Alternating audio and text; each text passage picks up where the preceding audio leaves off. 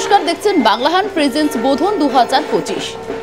বেহালার নতুন দলের এবছরের পুজোর থিম শিবানী ধাম। এই শিবানী ধামের কি ইতিহাস, কিভাবে এই নামকরণ করা হয়েছিল বা কেনই বা এই থিমকে বেছে নেওয়া হয়েছে, সরাসরি আমরা শুনে নেব কি বলছেন পুজো উদ্যোক্তারা। বেহালা নতুন দলের এবছরের কি থিম রেখেছেন, কি কি চমক রয়েছে? এবছর হচ্ছে আপনার মানে উত্তর ভারতের যে এটা আছে, আমরা মেনলি এটা নর্থ বেঙ্গলের এটা করছি। এটা রাজসিংহ, এটা মানে এটা হচ্ছে আপনার কী ধাম, শিবানী ধাম।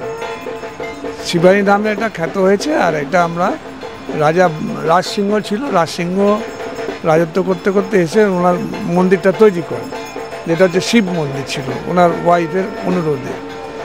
তারপর এটা তার পুত্র বীরসিংহ সেটাকে মন্দিরটাকে পুনঃস্থাপন করেন এবং কমপ্লিট করেন। রায়কিশোরী ছিল সে একটা কবি, তার কবিত্বে সন্তুষ্ট হয়ে সে একটা স্বপ্নাদেশ পায়, যেটাকে শিবানী ধাম মানে শিবানী স্বপ্নদেশ পায়।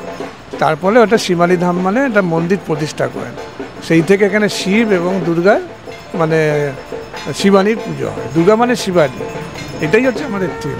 এই ভাবনাটা এই হঠাৎ না শিল্পীর মাধ্যমে, শিল্পী যেটা ভেবেছে এটা আমরা শিল্পীর ওপরই সবসময় ছেড়ে দিই। শিল্পী নিজেই ভাবেন, তার ভাবনা থেকে এটা তৈরি করে। কেমন সাড়া পাচ্ছেন? আসছে রাত 2টো পর্যন্ত আমরা দেখতে পাচ্ছি মানুষজন। হ্যাঁ, এখানে মানুষজনের যা প্রত্যেকেই আসেন, প্রত্যেকেই খুব মানে মানসিকভাবে খুব তৃপ্তি পাচ্ছেন যে একটা অরিজিনাল জায়গায় চলে এসেছি। এটা কৃত্রিম না বাস্তব, এটাই লোকের একটা মনে ধন্দ হচ্ছে। তারা এসে ভাবছে এটা আসল সম্পূর্ণটাই। তারপরে নানাভাবে ওদের বোঝানো হচ্ছে এটা আসল নয়, এটা তৈরি করা। এখানে একটা খোলা মাঠ ছিল। ক্যামেরায় তানশিকের সঙ্গে শোভনের রিপোর্ট, বাংলাহান, বেহালা। আরো ভালো ভালো খবর দেখতে সাবস্ক্রাইব করুন বাংলাহান্টের ইউটিউব চ্যানেল। বাংলাহান্টের আরো খবর দেখতে নজর রাখুন।